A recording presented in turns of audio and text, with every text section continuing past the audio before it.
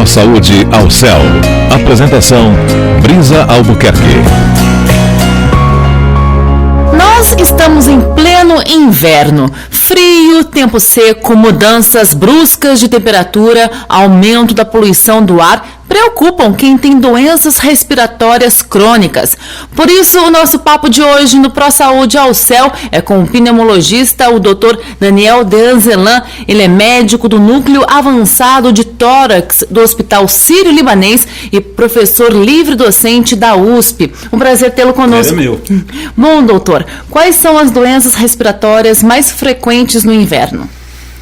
Bom, a gente tem duas coisas distintas, né? A gente tem as doenças que acometem, que aparecem mais no inverno, e a gente tem a piora das doenças pré-existentes, tá certo? Então vamos falar primeiro das que acontecem mais no inverno. Certamente os quadros infecciosos virais ou não são mais frequentes no inverno. Existem doenças que são sazonais. E todo mundo vai lembrar da epidemia de influenza H1N1, mas o influenza é um vírus que aparece preferencialmente nos meses de inverno. Como o influenza, tem vários outros. E eles vão causar quadros que vão desde o resfriado até a gripe. Tá? E qual a diferença, então? Então, aquilo que a gente chama de resfriado, na verdade, do ponto de vista médico, é quando o indivíduo tem só uma irritação de via aérea alta, tem coriza, tem espirros, mas ele não tem sintomas gerais, ele não tem febre, ele não tem queda do estado geral, ele não tem dor no corpo, ele não tem moleza. Muitas vezes, com os enterovírus, que é uma outra família, o quadro geral pode incluir, inclusive, sintomas gastrointestinais, dor de estômago, diarreia, e isto faz parte de uma infecção respiratória que aparece no inverno. Então, o resfriado é um quadro mais simples, de coriza, de tosse, e a gripe é um quadro que tem febre, que tem toxemia, que tem queda do estado geral. E demora mais alguns dias para ser curado. Na verdade, o tempo de evolução é muito parecido. Quer dizer, isto tem um tempo de 7 a 10 dias para desaparecer. Tanto que tanto a gripe quanto o resfriado. Tanto a gripe quanto o resfriado, né? A brincadeira é que qualquer remédio é bom desde que tenha 7 dias, né? Se você tomar chá da sua avó por 7 dias, melhora. Se você comer alho 7 dias, melhora. Se você fizer tomar um antigripal 7 dias, melhora, também. Desde que tenha os 7 dias. Sim. E o senhor comentou que o vírus se manifesta mais no inverno. Por quê? Na verdade, os vírus, a população de vírus, ela muda de acordo com a mudança de ventos. E as estações do ano, elas são determinadas, ou elas determinam, uma mudança de fluxo de ventos. Então você muda a população porque você tem um vento que traz vírus que não estavam na população aqui. E quando eles chegam, a população não está preparada.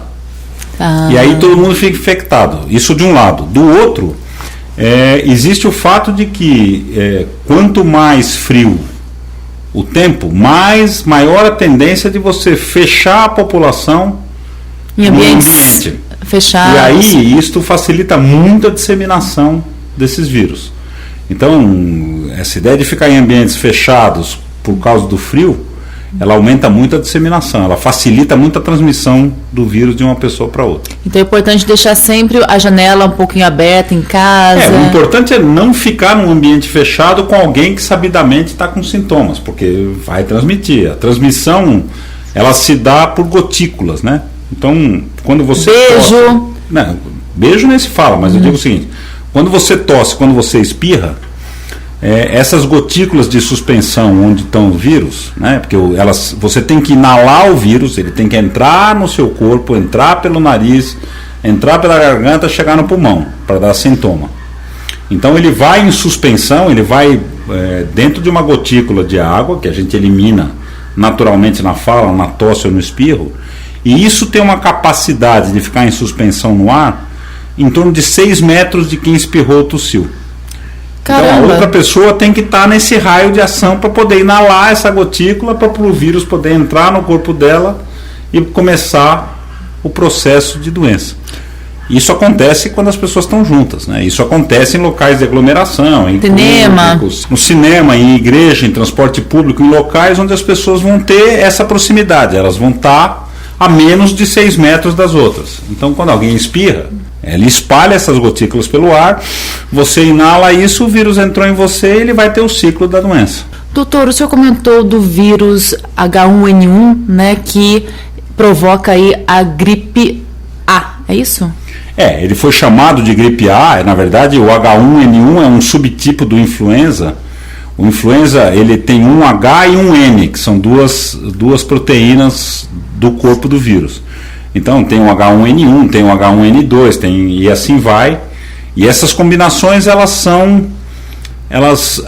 são cíclicas. Então o H1N1 é muito parecido com o vírus da gripe de Hong Kong que apareceu em 1957.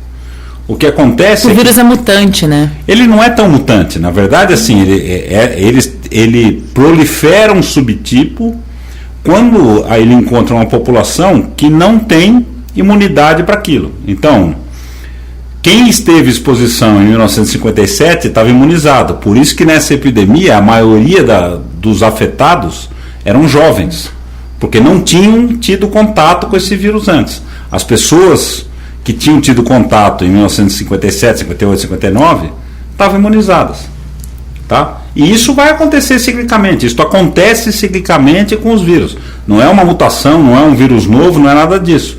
É simplesmente a emergência de uma cepa, de uma população de vírus para os quais a população não estava preparada. Só isso. ProSaúde ao Céu. Apresentação Brisa Albuquerque.